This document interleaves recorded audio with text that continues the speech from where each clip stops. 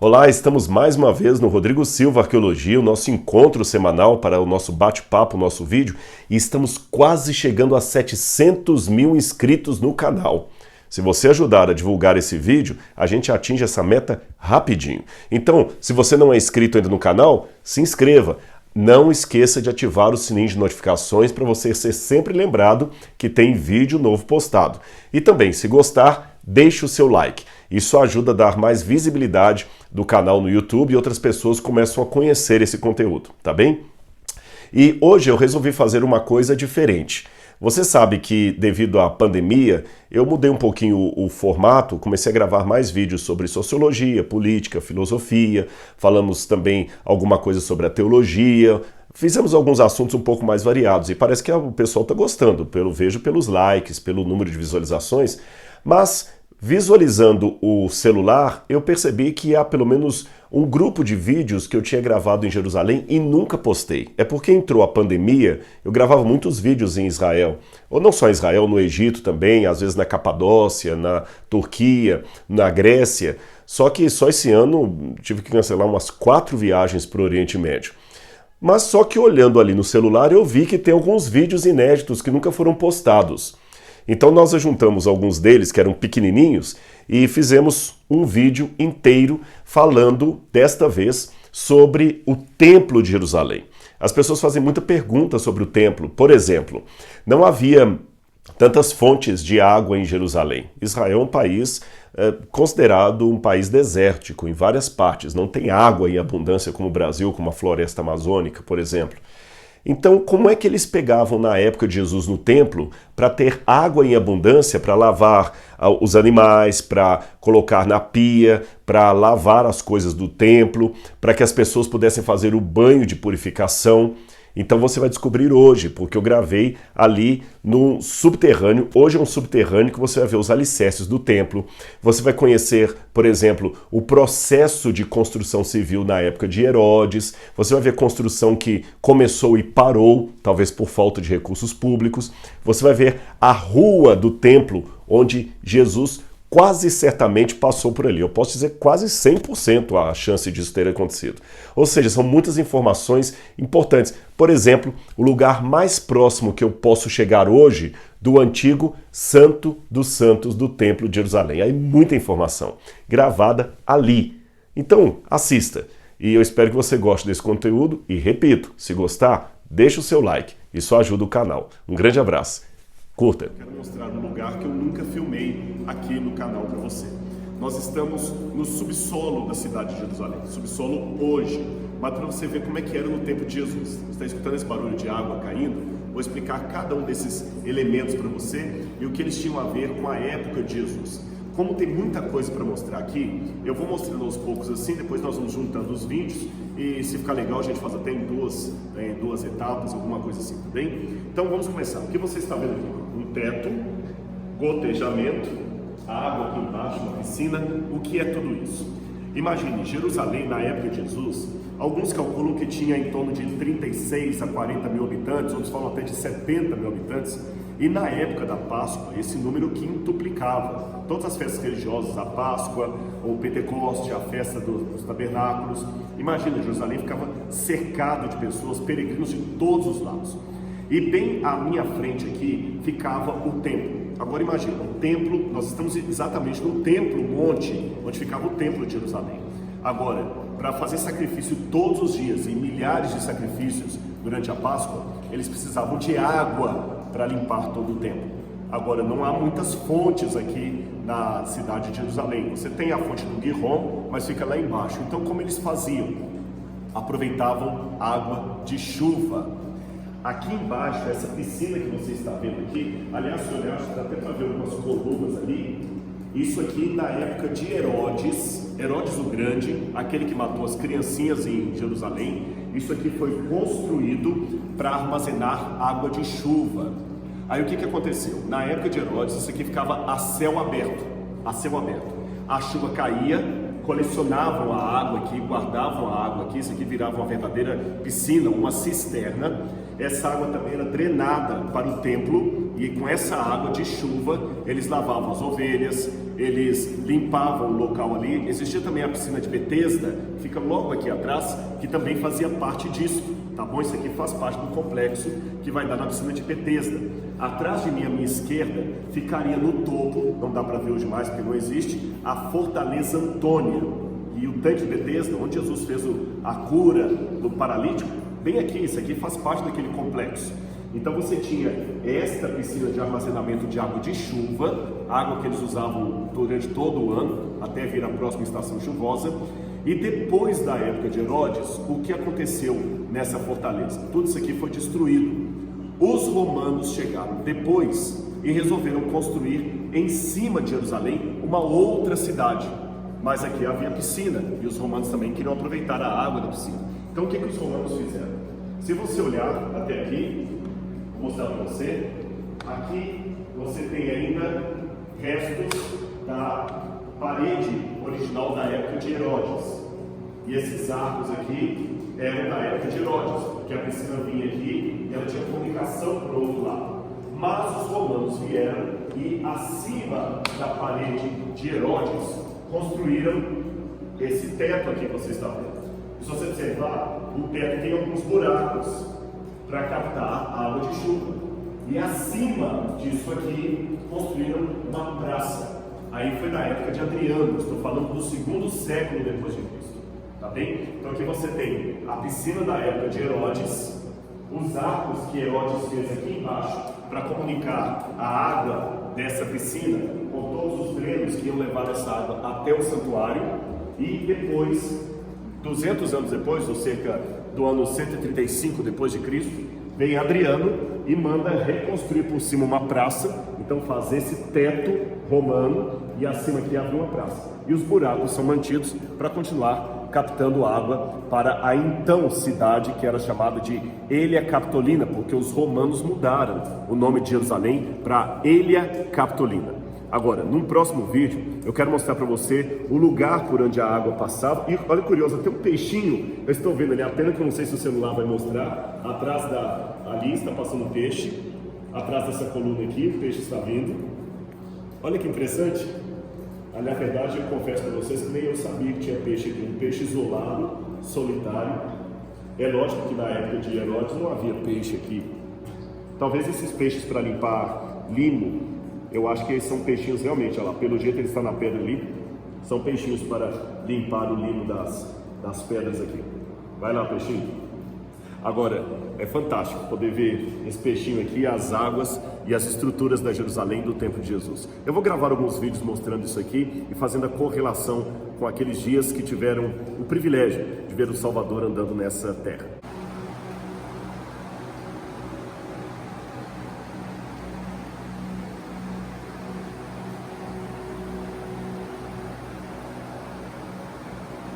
Aqui você tem um túnel da época dos Macabeus. Eu estou falando de 167 a.C., período dos Asmoneus ali. Eles cavaram a rocha maciça original que fazia parte do Monte Moriá.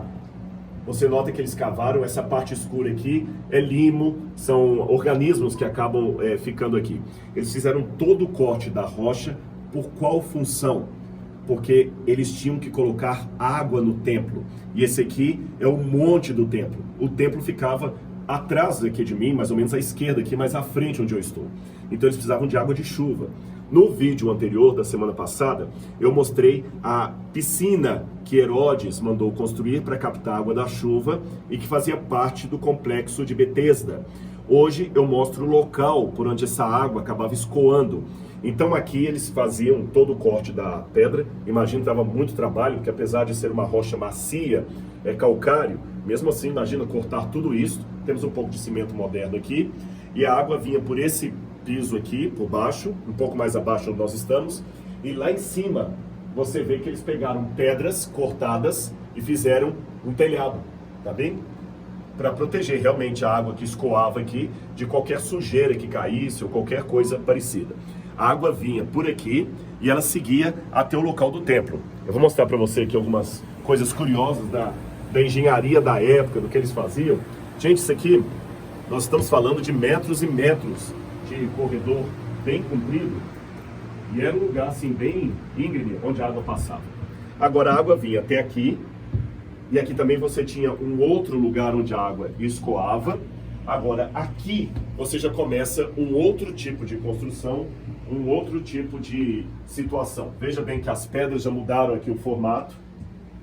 Isso aqui já é do período posterior, já é um período romano, que eles cobriram aqui, o telhado muda e a água passava aqui. A água que era usada para lavar as ovelhas, limpar o santuário. E lá na frente eu vou mostrar outra construção interessante para você.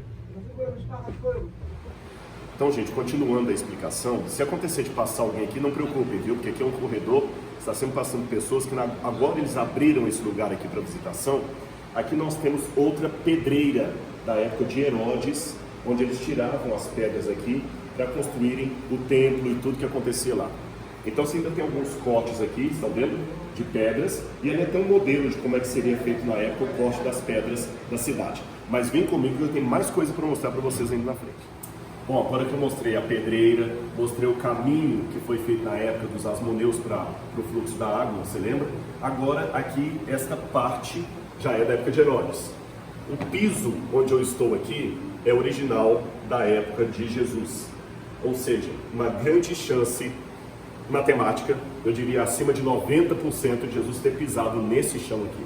Que aqui era a rua original onde as pessoas passavam para ir até o templo. Eu não sei se dá para ter uma noção, mas eu tenho um desenho aqui que mostra como era o templo. Aqui você tem uma rocha descida, tá vendo? Ela vem inclinada e as pessoas passavam por aqui. Aqui havia uma porta que hoje é chamada de Porta de Wilson, em virtude do descobridor dessa porta, que foi Wilson. Essa aqui, a porta de Barclay, que foi Barclay que a descobriu. Aqui, a porta de Robinson, ou Arco de Robinson. Essa porta não existe mais, nem esta, que foi também descoberta por arqueólogos. E nós estamos exatamente aqui, ó. Nós estamos aqui nesse ponto onde eu estou mostrando. O que chama a atenção dos arqueólogos é que a rua que Herodes estava passando aqui, ela foi interrompida. Nós não sabemos a razão, mas se você olhar essa pedra aqui, você nota que ela foi cortada, tá bem? Essa aqui é a rocha original, é a rocha do templo mesmo. Ela foi cortada, mas não foi concluída. Por quê? Não sei. Aqui você tem uma pedra colocada na época do pavimento, que seria originalmente para fazer parte do pavimento, e ela não foi colocada no chão, foi colocada aqui do lado, aqui também, e eles pararam, até chegaram a começar a cortar a rocha e pararam. E o mistério da arqueologia é por que a construção parou aqui. Mas é lógico que eu não preciso ficar com teorias da conspiração mirabolantes, tentando imaginar qualquer coisa além do fato óbvio. Mesmo no Brasil até hoje, há obras governamentais que simplesmente não são acabadas, seja por desvio de recursos públicos, seja por falta de recursos, ou por mudança de planos, mudança de governo. Qualquer um desses argumentos também pode ser hipoteticamente usado para a época de Herodes. Talvez Herodes ele morreu no ano 4 a.C., e Arquelau, que veio depois dele, não quis dar prosseguimento aos trabalhos. Talvez faltou recurso financeiro na época, eu não sei. Mas o fato é que a rua, que originalmente era para continuar aqui, parou nesse lugar. Agora, outra coisa curiosa que eu queria mostrar para vocês é o topo aqui, olha. O que eles faziam? Originalmente isso aqui era uma pedreira. Então eles cortavam a pedra daqui, fizeram a rua, a calçada herodiana aqui, e a pedra que eles cortavam aqui, eles usavam para colocar nos muros da cidade. Então você nota aqui as pedras cortadas, tá bem? Eles tiravam daqui e colocavam no muro. Até que alguém teve uma outra ideia melhor. Veja o que ele fez. Aqui você tem as pedras cortadas e colocadas, e do lado de cá você tem a rocha original. Um bom arquiteto teve a ideia de, ao invés de cortar pedras pesadas e levá-la para cima, por que nós não fazemos apenas a decoração da rocha original, imitando as pedras? Assim você tem a muralha feita a partir da rocha original e os cortes originais da época. Aqui desse lado você tem duas colunas, também da época de Herodes, indicando que aqui tinha uma continuação para lá e uma pequena praça, talvez com vendedores ambulantes, alguma coisa assim. E quando os romanos destruíram a cidade e depois fizeram uma reconstrução aqui na época de Adriano, eles bloquearam tudo isso aqui com pedras, como vocês estão vendo, de modo que não dá para ver mais a passagem da época de Herodes. Mas no tempo de Herodes, isso aqui continuava uma rua para lá e deveria continuar uma outra para cá, que foi, por alguma razão, interrompida. Esse é o local onde muita coisa do Novo Testamento aconteceu, onde a história da redenção teve o seu lugar. Eu espero que você esteja sempre gostando desse conteúdo aqui e divulgando para as pessoas. Mas eu ainda quero mostrar um pouco mais para você desse subsolo, desse subterrâneo aqui de Jerusalém, para você ter uma ideia como era da época. E nós vamos chegar no próximo vídeo, na semana que vem, no lugar mais próximo do Santo dos Santos, do santuário original da época de Jesus, tá bom? Prometi que iria mostrar o lugar mais próximo do Santo dos Santos no templo, você se lembra? Pois bem, fica atrás dessa parede aqui.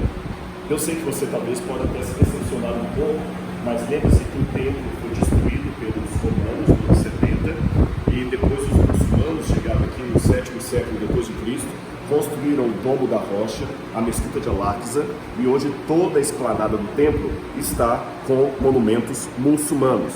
Então esse muro aqui, que é herodiano, que é da época de Herodes, ele está justamente atrás, ali, no ponto em que se eu chegar aqui no sentido reto, a poucos metros para frente, eu daria exatamente no Santo dos Santos do templo.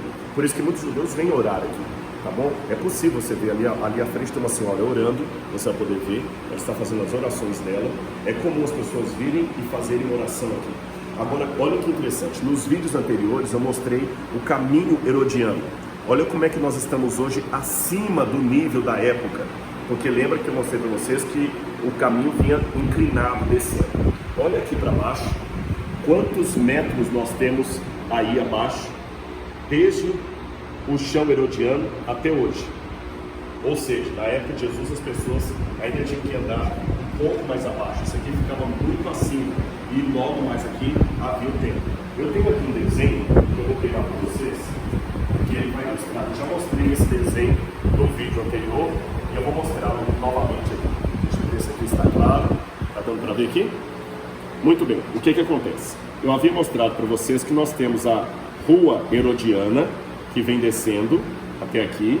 Aqui fica mais ou menos a Fortaleza Antônia e o complexo de piscinas, que eu falei com vocês que vai dar acesso ao tanque Betesda, que ficaria aqui atrás. E você nota que é inclinado. Nós estivemos aqui já, tá bem? E agora nós estamos justamente perto, nós estamos um pouquinho antes, na verdade, nós estamos aqui perto do lugar que dava acesso ao Santo dos Santos. Agora, como é inclinado, nós estamos na parte de cima aqui. Aqui ficava o santuário, o complexo, o pátio do santuário, e aqui, esse pedaço aqui, é onde hoje é chamado de parede ocidental, ou, mais comumente, Muro das Lamentações. Mas só que nós estamos no subsolo de tudo isso aqui. Mas, interessante, a gente vê só pedras que contam uma história importante, a história da nossa salvação. Vou vir para o cantinho aqui que tem pessoas passando, talvez vai ficar um pouquinho mais escuro o vídeo, mas dá para a gente assumir. Nós estamos num lugar que não é programado para filmagens, é programado para as pessoas passarem. Estão vendo o barulho de crianças passando aqui, falando em hebraico? Na verdade, eles têm uma cultura muito forte por esse lugar. Famílias judaicas passam aqui porque eles sabem que essas pedras contam a história do povo deles. Porém, para nós que somos cristãos, é mais do que a história dos hebreus. É a história da redenção, porque essas pedras estavam aqui quando Jesus, em pessoa, esteve nesse lugar. Mas ainda tem outras coisas para mostrar para você mais lá embaixo, tá bom? Continuo aqui com você no subterrâneo de Jerusalém, no subsolo da cidade, mostrando um pouco da construção herodiana, da construção da cidade no tempo de Jesus. Onde eu estou aqui agora, nesse nível, eu estou mais ou menos uns 3 metros, 4 metros acima do solo, do chão, da rua da época de Jesus. E aqui tem uma porta, era uma porta que dava um dos acessos ao templo. Agora o que chama atenção é que você tem uma das paredes da porta que está de um lado, você está vendo uma das paredes dela, do outro lado, o outro arco da porta, se eu podia dizer assim, era uma entrada. Agora, se eu estou a 3 metros ou 4 metros, como eu falei, acima do piso da época de Jesus, imagina o pé direito dessa entrada aqui. Ela era enorme e as pessoas daqui entravam para ter acesso até o templo de Jerusalém. Eu vou mostrar aqui no desenho para vocês que lugar é esse? É essa porta aqui, olha. Tá bem? Essa porta de entrada. E aqui está o chão da época de Jesus. Agora nós estamos aqui um pouco mais no alto, olha. Ela viria até mais ou menos aqui. Nós estamos no alto dela aqui. Mais na frente você tem o arco de Wilson. E essa aqui é a porta de Warren. Ela foi totalmente bloqueada, evidentemente, porque Jerusalém foi destruída no ano 70. Aliás, já que eu falei da destruição de Jerusalém no ano 70, vou colocar um desenho aqui, eu quero que você venha comigo, que eu quero mostrar uma coisa para você. Esse barulho que vocês estão ouvindo é para a circulação de ar do corredor. Olha isso aqui. Quando Jesus falou que o templo seria destruído, ele falou: aqui não ficará pedra sobre pedra que não seja derrubada. E ele respondeu isso quando os discípulos falaram: Senhor, quão magníficas são as pedras do templo. Olha o tamanho dessa pedra aqui. Tem uma mulher orando lá na frente. Aquela senhora que está orando lá é porque eles consideram isso aqui também uma extensão do Muro das Lamentações, ou da parede ocidental do santuário. Olha o tamanho dessa pedra aqui, sem nenhuma liga, sem nenhuma rachadura, sem nenhuma fenda. Uma pedra única. Vocês estão vendo aqui, olha? Vou andar com vocês, vocês vão ver. Olha. Olha aqui. Ó.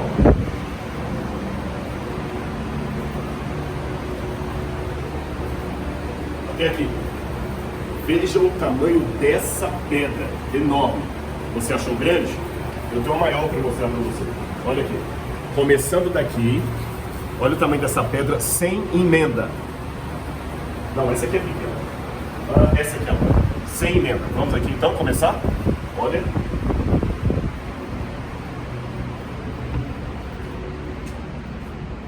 O vídeo está em silêncio porque a pedra é longa mesmo.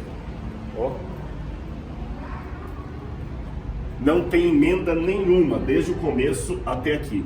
Essa pedra inteira, sem emenda, daqui até o fundo, ela tem 13 metros e meio de comprimento. 13 de comprimento. 13 metros e meio. De altura, ela tem uma altura muito grande, porque aqui ela foi quebrada, perceberam? Aqui já é de construção posterior, da época de Adriano. Mas se eu chegar até essa parte aqui, você vê a altura dela até o fundo lá. Então ela tinha 13 metros e meio por 3 metros e meio de altura. E a profundidade dela, que eles mediram com algum tipo de GPS, é um tipo de instrumento que eles usam para medir, assim, através do laser, o tamanho dela, ela tinha mais 4 metros de profundidade. Essa pedra única, sem corte, de 13 metros e meio por 3,5 por 4 de profundidade, pesava nada mais, nada menos que 600 toneladas. Aí sim eu entendo por que os discípulos ficaram tão admirados. Mais admirados ainda quando Jesus falou: aqui não ficará pedra sobre pedra que não seja derrubada. Então eu mostrei para você o lugar mais próximo do Santo dos Santos, mostrei as pedras. Isso aqui faz parte da parede original do muro de arrimo do Templo de Jerusalém da época de Jesus. Impressionante, não é mesmo? Eu espero que você tenha gostado desse conteúdo. Não esqueça de ativar o sininho de notificações, se apreciar o conteúdo, dar o seu like e divulgar para os seus amigos. Um grande abraço e até o nosso próximo encontro.